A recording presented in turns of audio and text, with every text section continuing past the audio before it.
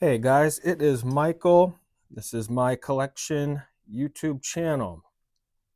I wanted to show you a very rare 2016 Philadelphia Jefferson nickel that I came across.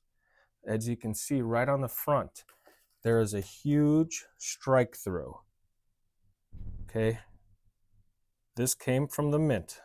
There was something on the die that struck on it, and it is on the front of the coin. However, always check the back of your coins, because when I flip it, watch, it is 180 degrees rotated. Again, look at that amazing error. I have not come close to finding anything like it since on these newer nickels. 180% rotated.